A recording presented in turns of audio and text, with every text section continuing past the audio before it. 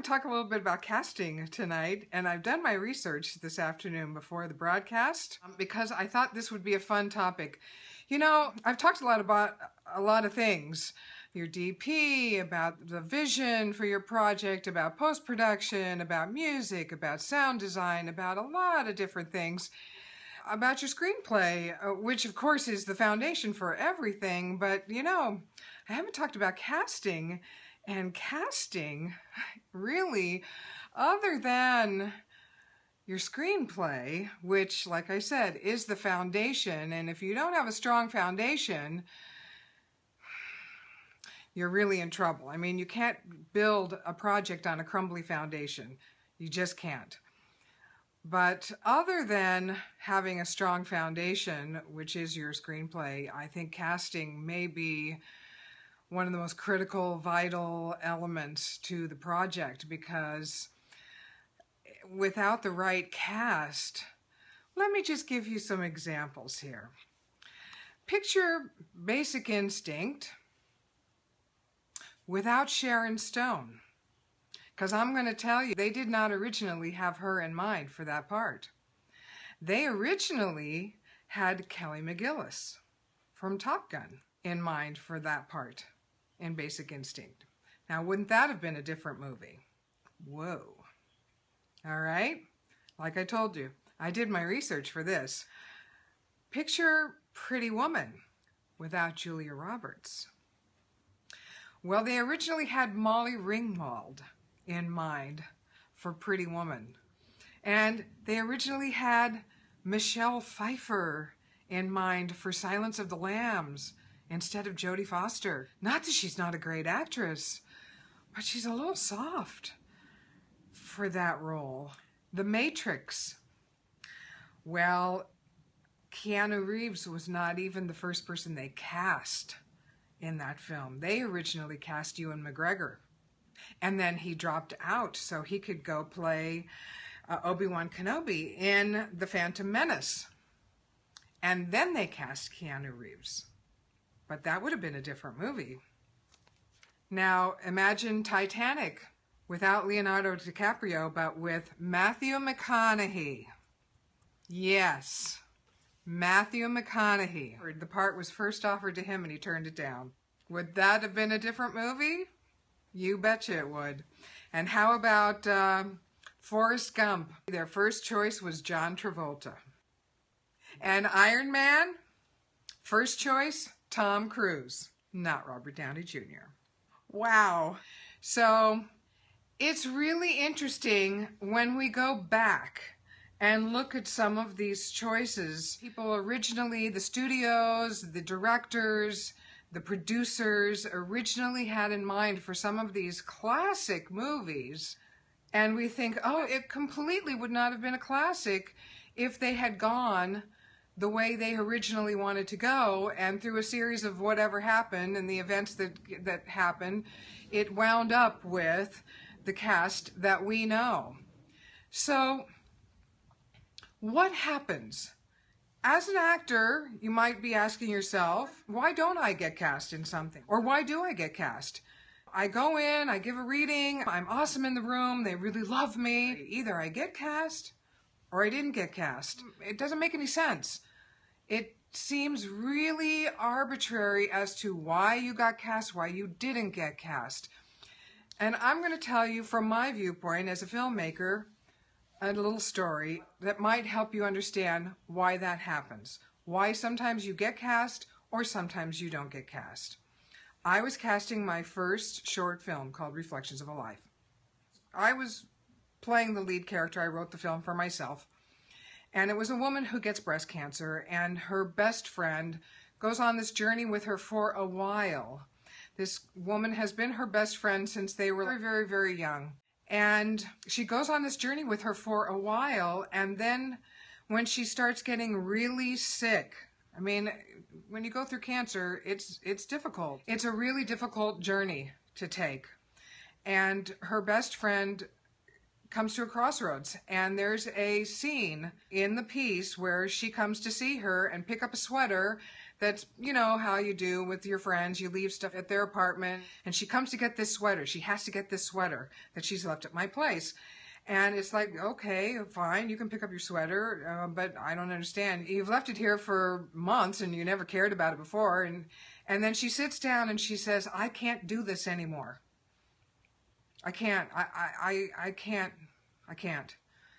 I've been through thick and thin with you. We've been best friends since the 5th grade, but I can't watch you die. I'm done. And she picks up the sweater and she leaves.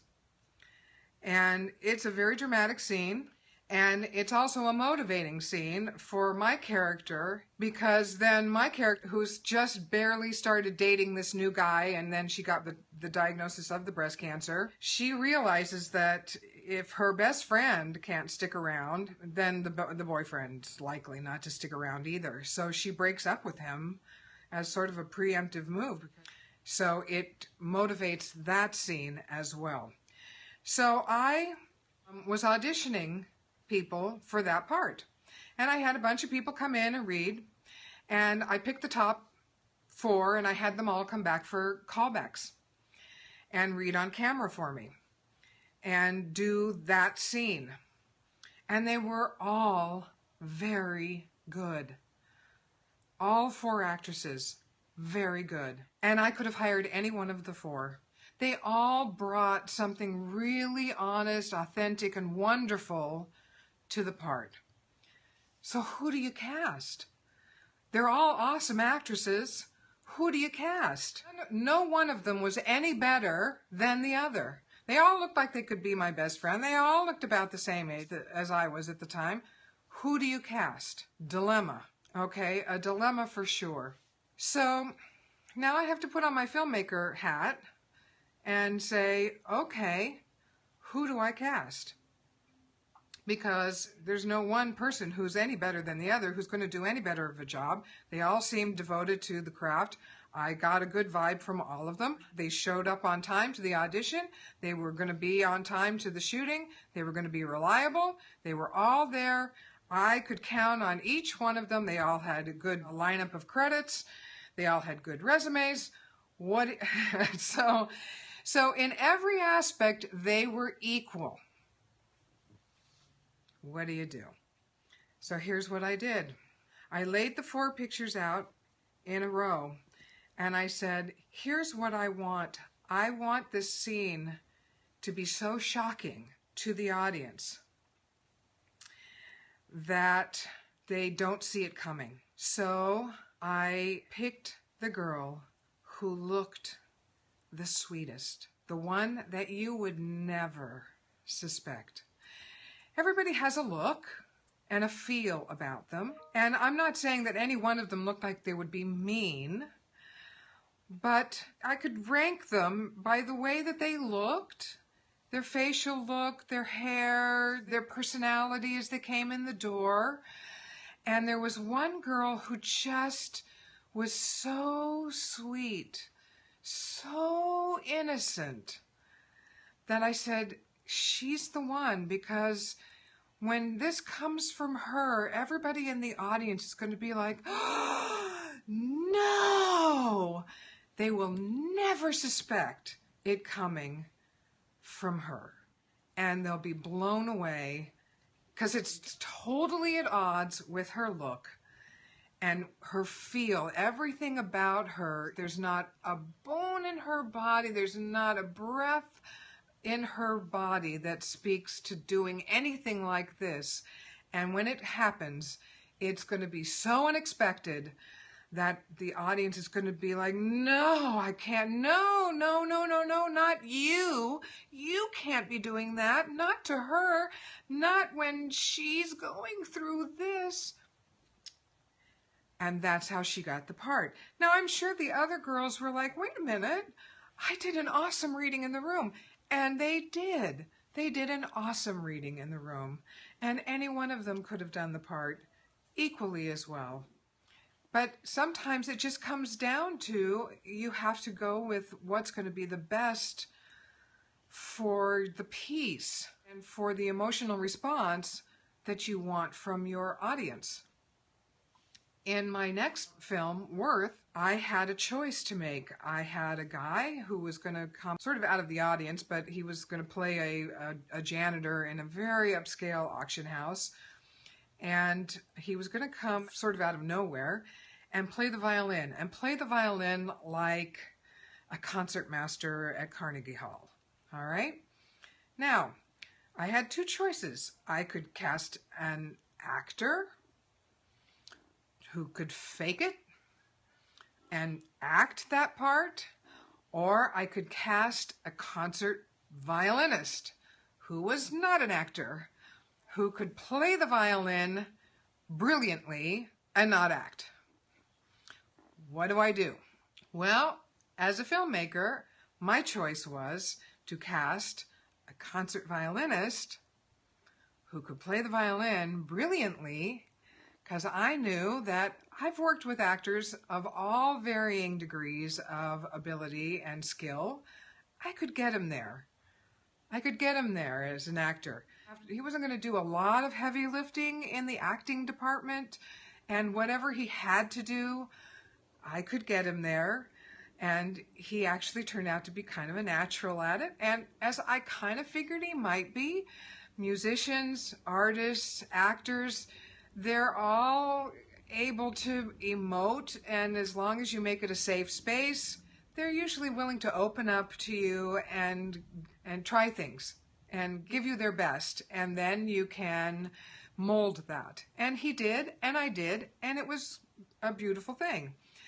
But I did not want some actor to fake playing the violin. It would look so wrong to me, and since so much of the selling of the story of the movie was that this guy comes out of nowhere and can really play the violin like he stepped out of Carnegie Hall, I needed a guy who could play the violin like he stepped out of Carnegie Hall. And so I got the guy who's the #1 studio violinist in Hollywood. He plays on all the soundtracks of all the major motion pictures and a lot of TV shows as well.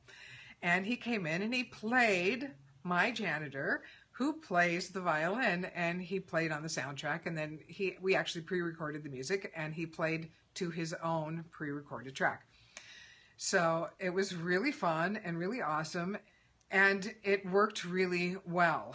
So I've been really, really lucky in my career thus far since I started as an actress, and my husband is an editor, and he edits all kinds of different things, movies and sizzle reels and director reels, but his bread and butter is editing actors' reels. And he edits for a lot of people who are very, very, very big in the business.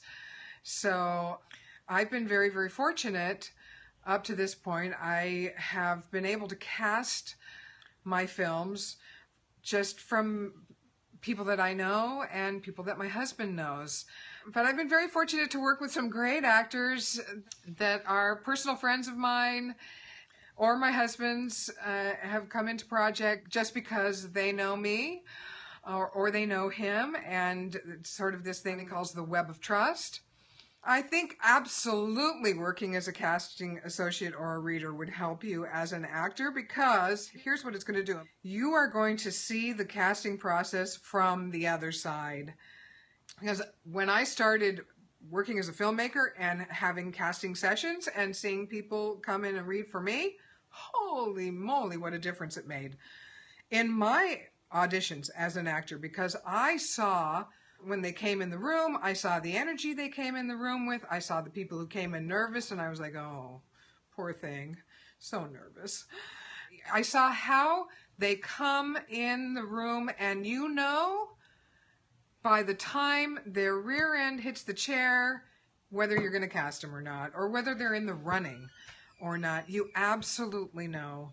You just know. If they're right for the part, you know if they have the right energy, you know if they have the right look, you know if they have the right feel about them, if they're the right age, all kinds of things. You know so much about them before they open their mouth. I had one woman read for a part who came in she was so nervous, but she was a good actress when she started reading for me. And so I gave her a redirect, and she just couldn't do it. She just couldn't do it. And it's like, oh, you know, it was a really easy redirect. And the reason I gave her the redirect was to see if she could just change a tiny little thing, because I needed to know. My films are not like big budget. We have a lot of time on the set to make changes and do stuff and make adjustments. We really need people who can adjust quickly. And if you can't adjust quickly, I don't have time to massage a performance over a long period of time and get you there. I need somebody who can come in there or can get there very quickly. If she can't take a redirect, it would have been an awful situation on the set. And I knew that instantly when she couldn't take the redirect. So that's why if I'm having casting sessions, I always ask for a redirect, even if they do it exactly the way I want, because I have to be sure that should they bring in an interpretation that is slightly different or not exactly what I'm looking for that moment in the scene, that they can adjust quickly on set under all the pressure, the lights and the crew moving around and the camera and all of that stuff, because I want to make sure that that adjustment can happen very, very fast, and I'm not going to have to work to massage the performance that I need out of that actor. Otherwise, I can't hire that actor, even if they gave me the exact performance that I wanted in the reading. Does that make sense? Yeah. And it's unfortunate because it does make a difference, your ability to take direction. It does make a difference. You're right, that's what student films are for. That's what creating your own projects are for. And not always being your own director.